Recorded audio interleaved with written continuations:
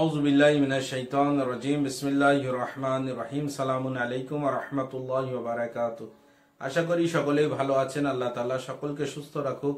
আমাদের নিকটে রমাজানুল মুবারক খুব নিকটে। এই রমাজানুল মুবারকের অনেক ফজিলত, এই রমাজানুল মুবারক মাসে অনেক আমল আছে এবং নামাজ আছে এবং প্রত্যেকটি মুস্তাহাবের একটা স্থান আছে। অন্য রাতের নফলার যে সওয়াব, এই রাতের নফলার তার অধিক সওয়াব।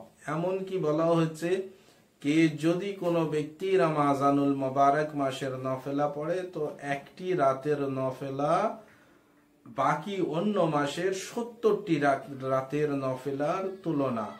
কি এই রমাজানুল মুবারক মাসের ভিতরে একটি রাত যেটা শবে কদর বলা হয়, সেই রাত 1000 মাসের থেকে উত্তম।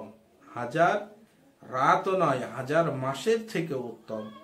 এবং আরো অনেক কিছু ফজিলাত আছে। তার ভিতরে আমি একটি বিষয় বলতে চাই, সেটা হলো এই যে কোনো ব্যক্তি, যে আমরা দেখছি আমাদের মসজিদে, আমাদের এলাকায় আমরা ছোটবেলা থেকে দেখে আসছি কে একজন ব্যক্তি অন্য রোজাদারের আফতারি করায়। তো এই আফতারি করানোর কতটা সওয়াব এবং কতটা গুরুত্ব, এটা আজ আমরা বুঝবো। আমাদের প্রিয় নবী হাবিবে খোদা বয়ান করেছেন যে কোনো ব্যক্তি যদি একজন মুমিন ব্যক্তি, রোজাদার ব্যক্তির আফতারি করায়, তাহলে তাকে এত সওয়াব দান করা হয় যে একটি গোলাম আজাদ করলে যে সওয়াব, সেই সওয়াব তাকে দান করা হয়। তার সাথে সাথে তার পূর্বের গুনাহগুলিকে মাফ করা হয়। এত সওয়াব আল্লাহ তাআলা রেখেছেন। যদি কোনো ব্যক্তি একটি নয়, হাজার হাজার মানুষের আফতারি করায়, 10 জন 20 জন মানুষের আফতারি করায়, তাহলে আপনি ভাবেন কত সওয়াব। এই যুগে আমরা গোলাম পাচ্ছি না, গোলাম আমাদের সামনে নেই। তো আমরা যে গোলাম আজাদ করার সওয়াব, সেটি একটি মুমিন ব্যক্তির রোজাদার ব্যক্তির আফতারি করালে সেই সওয়াব পাচ্ছি।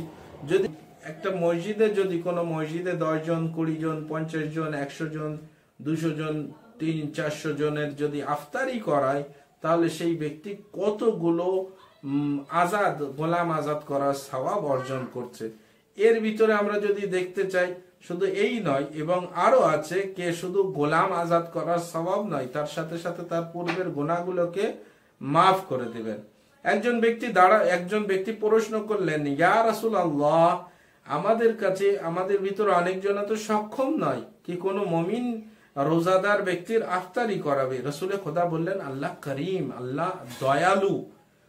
তো যদি আপনি এক ঘুট দুধ দিয়ে কিংবা মিষ্টি পানি দিয়ে কিংবা কিছু খেজুর দিয়ে যদি আফতারি করাতে পারেন, তবু আল্লাহ তাআলা আপনাকে এই সওয়াব দান করবে। তো আমাদের ভিতরে অনেকজনা মনে করছি যে একটা মসজিদে 300 জন আছে, 300 জন আর কি করে আফতারি করাবো। কোন মসজিদে 100 জন আসে, কোন মসজিদে 50 জন আসে, তো এদের আফতারি কি করে করাবো? তো এমন তো হতে পারে কে 5 জনা 10 জনা মিলিয়ে আফতারি করানো হচ্ছে, তার ভিতরে সেই ব্যক্তি শরিক হয়ে গেল, কিছু টাকা দিয়ে আফতারি করালো, তো সেই সওয়াব সে পেয়ে গেল। আমরা যদি চেষ্টা করি তাহলে এই সমস্ত সওয়াব থেকে আমরা বঞ্চিত থাকবো না।